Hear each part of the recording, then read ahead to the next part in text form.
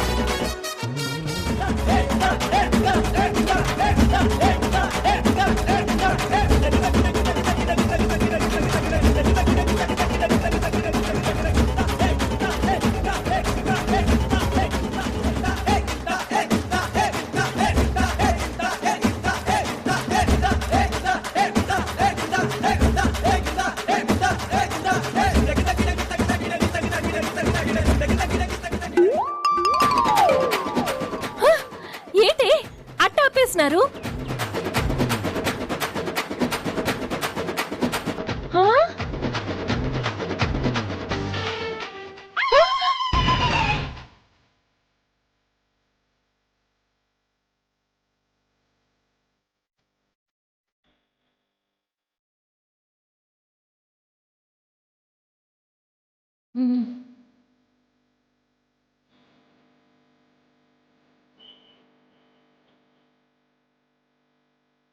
నీ dance it's just fun అండి. నువ్వు వాషింగ్టన్ నుంచి వచ్చినట్లేదు Vanaja. Stop it, baby. Just for fun, baby. Naughty.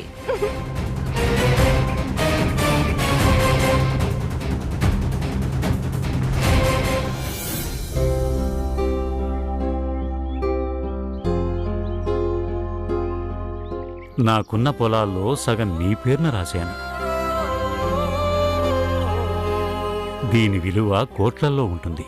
తీసుకోమ్మా.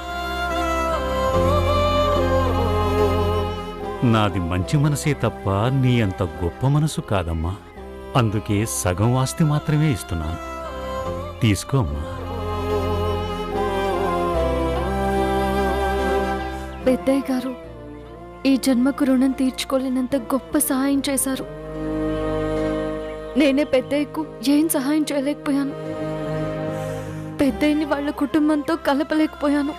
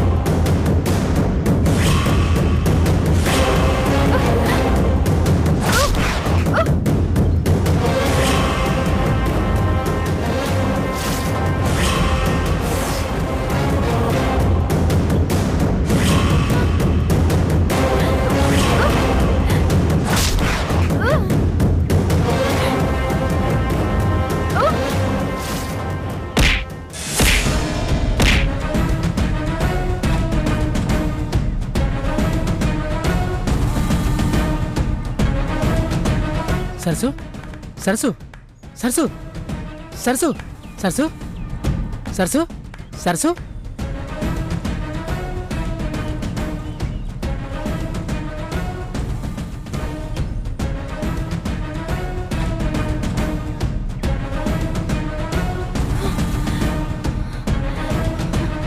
ఏమైంది సరసు?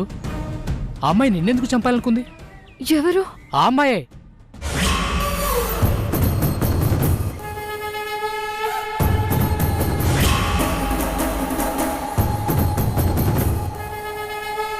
ఆ అమ్మాయే గొంతు పిసికి చంపాలనుకుంది.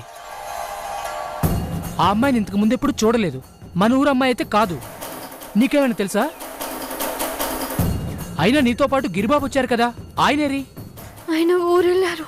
ఈ ఊళ్ళో పెద్దల నుంచి చిన్నవాళ్ల వరకు నువ్వంటే ఇష్టపడిన వాళ్లే లేరు. అయినా నీ మీద పగబట్టి నిన్ను చంపాల్సిన అవసరం ఎవరికుంది? ఏమో నాకు తెలీదు. సరే పద వెళ్దాం.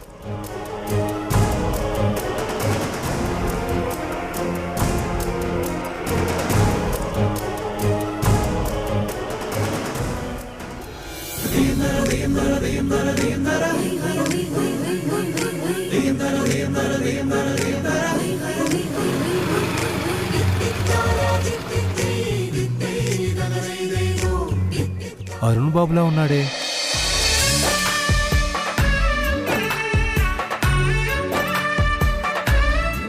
అరుణ్ బాబు గారు,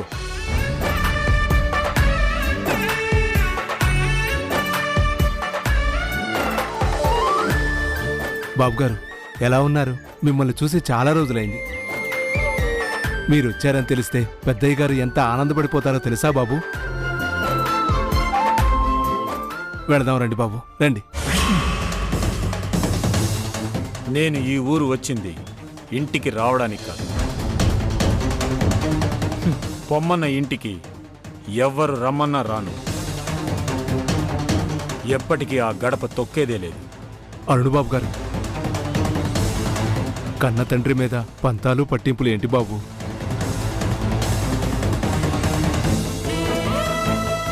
పెద్దయ్య గారు ప్రతి క్షణం మీ గురించే కలవరిస్తున్నారు. మిమ్మల్ని చూస్తే చాలా ఆనందపడతారు. రండి బాబు. రానని చెప్పాను కదా, అర్థం కాలేదా మీకు? మీకు చెప్పేంత పెద్దవాణ్ణి కాదు బాబు. మీకన్నా వయసులో పెద్దవాణ్ణి. నా మాట వినండి బాబు, కాదనకండి. ఇంటికి రండి బాబు. నేను మీ మాటలు వినడం కోసమో మీ పెద్దయ్య గారిని చూడడం కోసమో రాలేదు. చిన్న పనుండి వచ్చాను. అనవసరంగా నా మూడు పాడు చేయకు. మీ పని మీరు చూసుకోండి.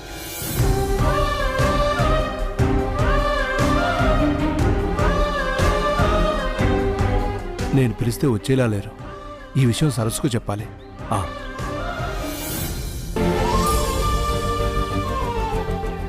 నమస్కారం అండి. బాగున్నావా? బాగున్నానండి. ఆ సుందరం తెలుసా నీకు? ఏ సుందరం అయ్యా? అదే నాటకాలు వేస్తుంటాడే ఆ సుందరాన్ని కొంచెం పిలుస్తావా? రే సుందరాయిని తీసుకురా. అలాగే.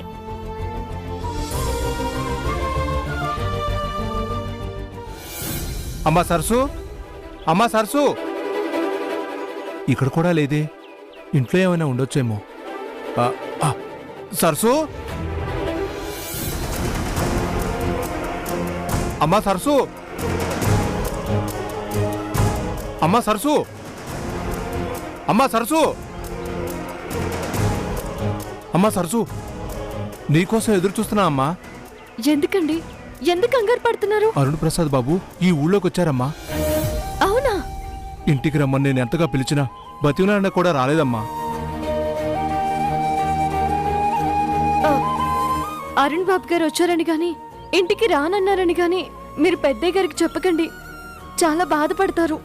అలాగేనమ్మా. అరుణ్ బాబు గారు నా మాట వింటారు. నేను ఎలాగైనా ఒప్పించి తీసుకొస్తాను. అలాగే.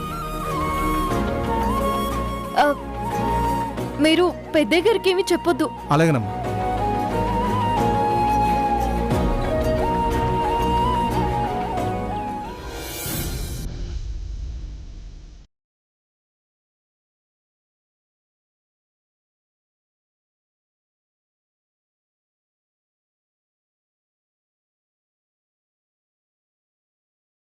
వెళ్ళాలని అనుకున్నాను గాని ఈ రకంగా వెళ్లాల్సి వస్తుందని అనుకోలేదు జగన్నాథం.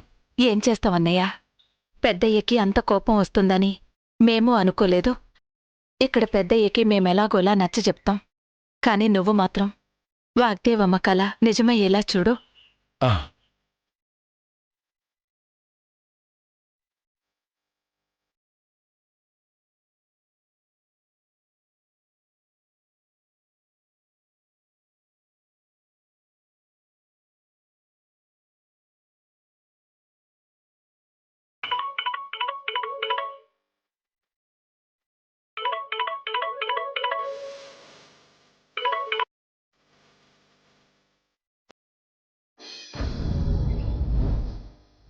నమస్తే మేడం. నేను లైన్లో ఉంటాను. ఆయనకి కాన్ఫరెన్స్ కాల్ కలుపు. ఏంటి, కాల్ చేయడానికి ముహూర్తం కావాలా? అబ్బే లేదు మేడం, చేస్తాను.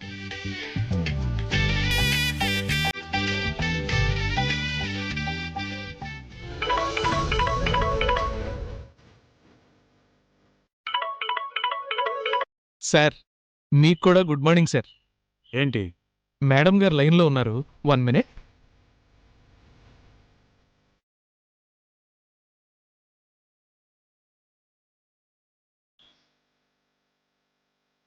ఇంట్లో లేకుండా ఎక్కడికి వెళ్ళారో కనుక్కో. మీరెక్కడికి వెళ్ళారో మేడం గారు కనుక్కోమంటున్నారు సార్. నాకంటూ కొన్ని పనులుంటాయి. అవన్నీ ఆవిడకి చెప్పాల్సిన అవసరం లేదని చెప్పు. అంటే మేడం ఏదో పని మీద సార్ వెళ్ళారని చెప్తున్నారు మేడం. ఏం పనో అడుగు. చెప్పాల్సిన అవసరం లేదని చెప్పాను కదా.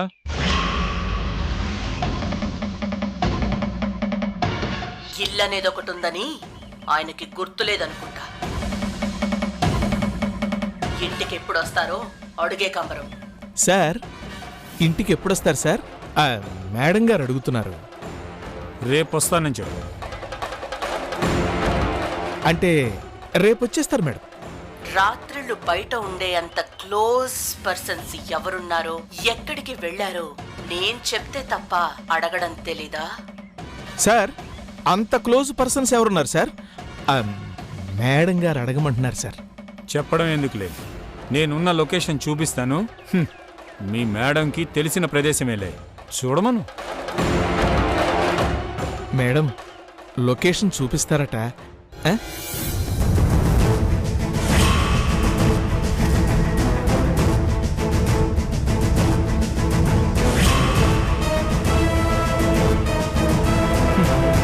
ఇది మీ మేడం గారికి బాగా తెలిసిన ఊరే.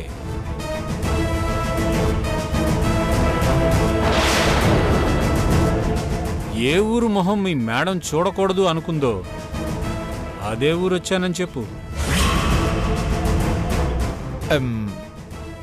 మేడం ఆ ఊరు వెళ్ళాల్సిన అవసరం ఏంటి? సార్ మీ మేడం గారికి అవసరం లేనివి మిగతా వాళ్ళకు కూడా ఉండవనుకోవడం కరెక్ట్ కాదని చెప్పు. అది మేడం. ఏంటో అవసరం అడిగే కమరా. ఆ రోజు ఇంటికొచ్చిన వాళ్ళని మీ మేడం గారు అవమానించి పంపారు కదా. ఆత్మాభిమానం కలిగిన వాళ్ళని క్షమించమని అడగడానికి వచ్చాను. ఏంటో అవసరం అడిగే కమరా. జీవితాంతం రుణపడి ఉండాల్సిన జగన్నాథం కుటుంబానికి సహాయపడదామని వచ్చాను. మానవత్వాన్ని చంపుకొని బ్రతకడం నాకు చేత కాదు కాబట్టి సరస్సు పెళ్లికి నాకు చేతనైన సహాయం చేయడానికి వచ్చాను. ఇవన్నీ మీ మేడంకి అర్థం కావు కాబట్టి ఆవిడ అడగడం నేను చెప్పడం వృధా అని చెప్పు.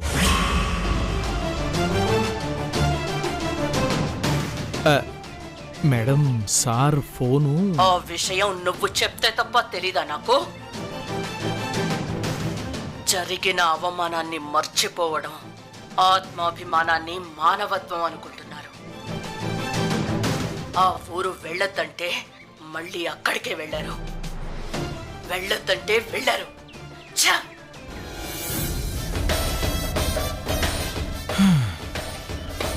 దేవుడా, నాదో చిన్న రిక్వెస్ట్ అయ్యా. వాళ్ళిద్దరూ మాట్లాడుకునేటట్టు చేయవయ్యా, నీకు దండం పెడతాను.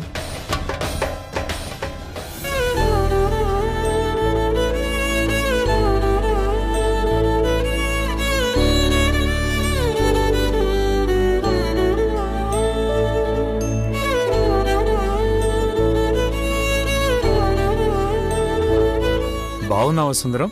మీలాగా కోట్ల ఆస్తులు అంతస్తులు లేకపోయినా బాగానే ఉన్నాం. మేం బాగోలేకపోతే సంతోషించడానికి, బాగుంటే ఇంకోసారి మళ్ళీ అవమానించడానికి వచ్చారా? నువ్వు ఇలా మాట్లాడడంలో తప్పులేదు సుందరం. మా ఇంట్లో నీకు జరిగిన అవమానం అలాంటిది. అహంకారంతో లేని వాళ్ళని అవమానించడమే కదా మీ డబ్బున్న వాళ్ళు చేసే పని. ఏమైనా మాట్లాడొచ్చు, ఏమైనా చెయ్యొచ్చు, ఎవరినైనా చులకనగా చూడొచ్చు అనేది మీ డబ్బున్న వాళ్లకున్న రోగం. అలాంటి రోగాలేమీ లేకుండా మేం బాగానే ఉన్నాం. మీరెందుకు వచ్చారో, ఏం చెప్పడానికి వచ్చారో నాకు తెలియదు, కానీ నేను మాత్రం మీకు మాట చెప్పాలి. ఏంటి సుందరం? డబ్బు కట్టలు చూసుకుని అహంకారంతో బతకడం మీకలవాటు. గంజినీళ్లు తాగైనా ఆత్మాభిమానంతో బ్రతకడం మాకలవాటు. మీ ఆస్తులు అంతస్తులు మమ్మల్ని అవమానించగలవేమో కానీ మా ఆత్మాభిమానాన్ని మాత్రం కొనలేవు. ఇది మీ డబ్బున్న వాళ్ళందరూ గుర్తుపెట్టుకోవాల్సిన విషయం. నువ్వన్నది నిజమే సుందరం. డబ్బుతో ఆస్తులు కొనగలవేమో గాని ఆత్మాభిమానాన్ని కొనలేం. నువ్వు కరెక్ట్గానే చెప్పు. కానీ డబ్బున్న వాళ్ళందరూ పొగరుబోతులు, దుర్మార్గులు కాదు సుందరం. ఆ విషయం కూడా నువ్వు తెలుసుకోవాలి. తెలుసుకొని ఉపయోగం ఏమీ లేదులేండి. తెలుసుకోవాలన్న కోరిక లేదు, అవసరం అంతకన్నా లేదు. ఎవరికైనా కోపం వస్తే కొద్దిసేపు ఉంటుంది. అవమానం జరిగితే ఆ బాధ జీవితాంతం గుర్తుంటుంది, బాధిస్తుంది. సుందరం, నీది కోపం కాదని నేను అర్థం చేసుకోగలను. నిన్ను కలవాలని నేను ఈ ఊరొచ్చాను సుందరం. మీ భార్య వాగ్దేవి గారు మమ్మల్ని అలగాజనమని హేళన చేశారు. మాలాంటి అలగాజనం దగ్గరికి మీరు రావాల్సిన అవసరం ఏంటండి? నన్ను అపార్థం చేసుకున్న నా స్నేహితుడు జగన్నాథం పిల్లలపైన నా నీడ పడకూడదనే మిమ్మల్ని మా ఇంటికి రమ్మని పిలిచాను. కానీ మీకు అలాంటి అవమానం జరుగుతుందని నేను అనుకోలేదు సుందరం. నన్ను క్షమించు సుందరం. మమ్మల్ని మా జీవితాలని నిలబెట్టిన జగన్నాథం పిల్లలకి నేను ఏమీ చేయలేకపోయాను.